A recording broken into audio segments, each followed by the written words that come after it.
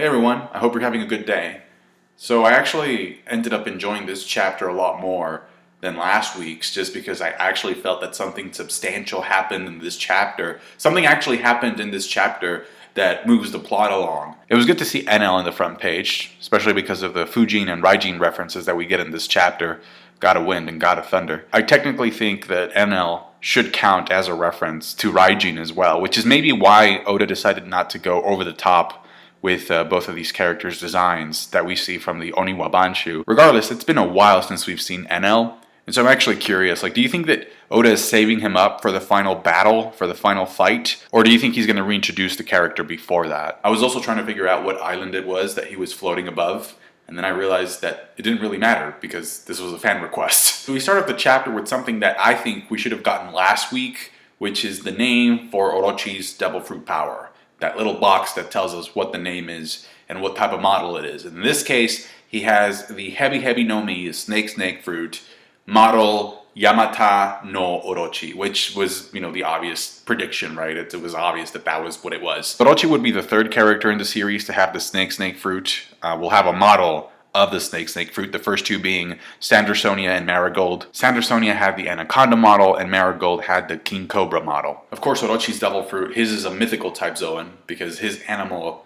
doesn't really exist, whereas the sisters are just like normal Zoans. But what I find interesting about Orochi's fruit is that, well, first of all, if you look at the heads throughout this chapter, each of them seems to behave differently. I mean, they all seem to follow Orochi's lead, but at the same time, they have different facial expressions, which may be an indicator for them having different personalities to some extent. Also, their top teeth are not really sharp, which kind of makes him look less intimidating as he's chomping around. Then again, he does have some fangs at the bottom, right? But it does kind of seem like when he grabs Komurasaki, it seems very gentle, I'm just holding you. Now, there's a character that calls out for Daikoku, and Daikoku is actually another reference to one of the seven gods of good luck and fortune in Japanese mythology. Now, the reason for why we weren't able to identify Daikoku initially as part of the seven gods of fortune is because the character's design, which is this character with horns, looks nothing like his reference in the lineup of the seven gods of fortune. This is how he looks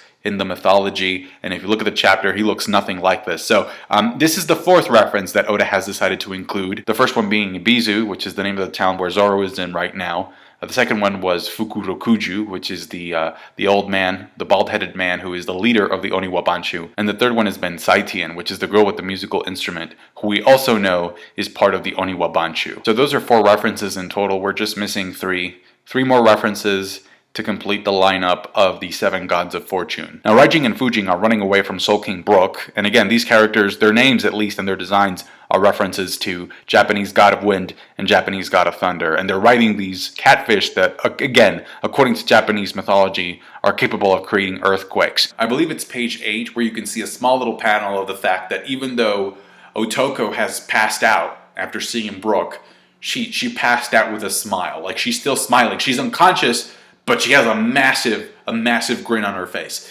That being said, Robin uses her Mille Fleur Gigantesco Mano to just slap away some of the Oniwa Banshu, including Daikoku. And then in that same page, and this cannot be a coincidence, there's a shot of Nami bending down to check out the scene, to see what's going on below her, and a very conveniently placed speech bubble that acts as censorship. Hanzo, on the other hand, is getting a full view of Nami's backside from that angle. And Hanzo, of course, we probably remember him from Naruto, Hanzo the Salamander, but he's a very famous samurai in Japanese history. We then find out why Shinobu is called the Man Killer. It's because she can get very violent towards a man's privates. She has this decomposition devil fruit power. I think it's the power to decay things, to make things a lot older than they usually are. It's the same power that she used to save Sanji and the rest from Kaido's blast back when he was a dragon. So the ceiling falls on Orochi, and he is forced to just let go of Komurasaki. And this is probably the best part and most interesting part of the chapter, which is when Kyoshiro approaches Komurasaki, and apparently, seemingly, he slashes her. And I say apparently and seemingly because there's obviously something else going on here. Even the reactions of the characters witnessing the slash are just so over dramatic, so over the top. It's you have close-ups of the Straw Hats and Shinobu going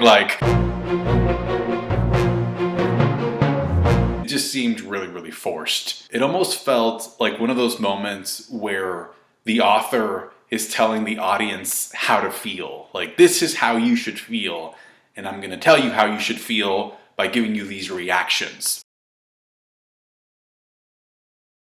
That last comment that you saw there, I completely agree with. I do agree with the fact that Komurasaki wears the mask as she's playing the shamisen because she is crying. And remember last week, like there was somebody who made that observation that every time she plays that song, she wears the mask. And I remember back in chapter 920, there's a scene where Kinemon is talking about Odin. He's telling the story of Odin to the Straw Hats, and some of them just straight up, like, they start crying their eyes out, right? So I'm pretty sure that, well, we don't really get to hear the story, but they start getting emotional. So I'm pretty sure that by the end of this arc, we're going to get a Grandma Coco moment. We're going to get a Coco moment where Komurasaki is going to take out her shamisen, take off her mask, and she's going to say, like, this is the song that my dad taught me, or this is a song that I relate to my father. I connect with him that way. And she's just going to start playing that song, and everybody's going to cry, and it's going to be very emotional. Know that I'm with you the only way that I can be. But the main point being here that Komurasaki is nowhere close to dead. I mean, there's no way this girl is dead. For one, it's One Piece. Secondly, Kyoshiro tells her, are you ready? Are you prepared? Like, why would he say that to her? And she's like, yeah, I'm ready. Like, there seems to be like some kind of a code spoken here. And we know that they have some kind of history because he was part of that flashback back when she was introduced. We also don't know if Komurasaki has a devil fruit power. For all we know, she could be using it to create an illusion or something like that. A double. Kind of reminded me of that scene back in Naruto, like near the finale, where Sasuke genjutsus Sakura into thinking that he actually stabbed her. So it could be something like that. Another thing to point out is that Kyoshiro's slash actually releases flower petals along with it. And this is not the first time that we've seen a character use a sword and release flower petals with his attack. Vista used to do the same thing back in Marineford. His were rose petals. I'm pretty sure because we're in Wano, these are probably Sakura petals. Speaking of Sakura, and again, this is not the first time we've seen this happen. Shuten Maru, when he slashed Jack, did the same thing with his sword. So I'm pretty sure that's kind of like a mark or a trademark of like samurai that are pretty powerful in their own right. And again, I actually think, I'm of the suspicion that Kyoshiro is actually one of the 3 samurai that Kinemon mentioned that he wanted to recruit, along with Ashura Doji, Shuten Maru. Kyoshiro finds the mark or the symbol of the rebellion, which it's supposed to be 2 cranes and a snake. But if you look at it, like, in my opinion, that actually represents Luffy's face in Gear 4th. Or at least that's going to be the outcome of everybody rallying up against Kaido, that they're going to be, represented by Luffy's face, or by Luffy. Nami shows up with Zeus, and I like how derpy his face looks when he's in his cloudy form, when he gets dark, and he's about to attack these people. He just looks so derpy. It's really cool, really funny. And then Nami and Robin, well, Robin has Otoko, and again, I think it's pretty obvious that after this, they can't stay in the capital. Again, I'm pretty sure they're going to be heading over to Ibizu town because that's where Otoko is from. So that's going to be the next gathering point for the Alliance, or for a lot of the Straw Hats at least. And then Oda did the same thing with Nami that he did with Sanji, which is that he cuts away before the attack, before we actually see the full effect of their respective attacks. Like, he cut away from Sanji landing that beastly looking sky high downward kick on page 1, and then here he cuts away from Nami landing her thunderclap on these people. So and so I understand why he does it, because it keeps you guessing and it keeps you invested. It's like, gee, like how much damage did that attack actually do? But at the same time, I just wish we could have felt that a little bit more. We could have seen the impact of the attack a little bit more. More close-ups when it comes to these attacks, right? As opposed to zooming out from them. Finally, we go to Okobore town with Big Mom. And Big Mom is very happy because she just had some shiruko. And shiruko is this meal right here. And it's actually the same thing that Suru prepared for Otama the time that she was starving to death. And it's basically a meal made out of beans and mochi. It's supposed to be a dessert, right? And so Big Mom is thankful, but she says that it just wasn't enough. Because, of course, what would be enough for this woman? I like how Napoleon is just completely out of it. Like, he's just unconscious. He's blacked out. so he can't be there to remind her who she is. he's asleep if you look at that panel. And it seems like they're going to go to Udon, which is, if you remember, Udon is the prison. So it looks like they're going to be using Big Mom to bust out Luffy from the prison, from Udon. And by the way, like, I think this time that we haven't seen Luffy in the series, in the manga, is being used for him to train, obviously, because it's well known. It's a well-known fact that Oda doesn't really do training arcs. So that's what Luffy is busy doing. That was established back when we saw him with Kid. So Big Mom is probably just going to show up to Udon and just, break free all these prisoners. Where are her children?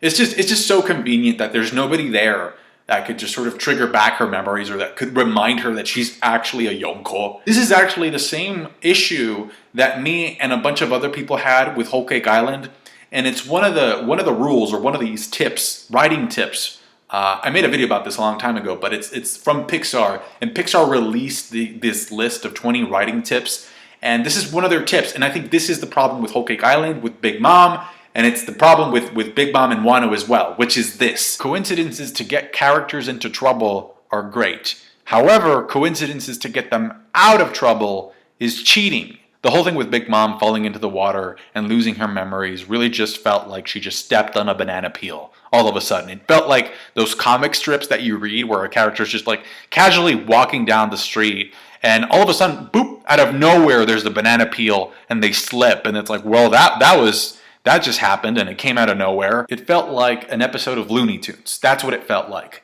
And this is One Piece, Both are still a cartoon, but I honestly expected a little bit more from One Piece. That being said, all right, as far as I can see, there's actually two ways in which this plot device of Big Mom not remembering who she is can pay off in the story and pay off well, okay? Two ways, in my opinion. First one is if they set up a task for her to do that only she can do, or she becomes like this fundamental part of the Alliance, or maybe she has this mission that they've entrusted her with, and all of a sudden, just as she's about to do this thing, this very crucial thing, she realizes, what am I doing? Where am I? Who are these people? Mama! And then just starts wrecking the absolute teeth out of the Alliance. Just demolishing like a substantial part of the Alliance. That would be a good way of this paying off. And the second way that this whole thing can pay off is if she starts regaining her memories, or maybe she already has chunks of these memories that actually connect to Elbaf, and she starts talking about Elbaf or things about Elbaf that we didn't know before. And so she starts revealing information about Elbaf. That would be, in my opinion, another way that this plot device could pay off well in this story. Like, there's a moment in Whole Cake Island where she tells Luffy that if that marriage between Lola and Prince Loki of Elbaf, the giant prince of Elbaf, if that marriage had gone through, she would have been able to obtain enough power to defeat Shanks, Kaido, and even Whitebeard at that point, and she would already be king of the pirates. Why that's the case, we don't know. What kind of power source she was after, we don't know. So if she reveals that, thanks to this amnesia, just because she's out talking stuff, that would be a good payoff. So yeah, just depends on what Oda decides to do with this. Overall, thought the chapter was good. Let me know your thoughts down below in the comment section. Thank you so much for watching. Like the video if you did, I appreciate that. Subscribe to my channel for more One Piece content. I'll catch you guys later. Thanks a bunch, guys. Bye.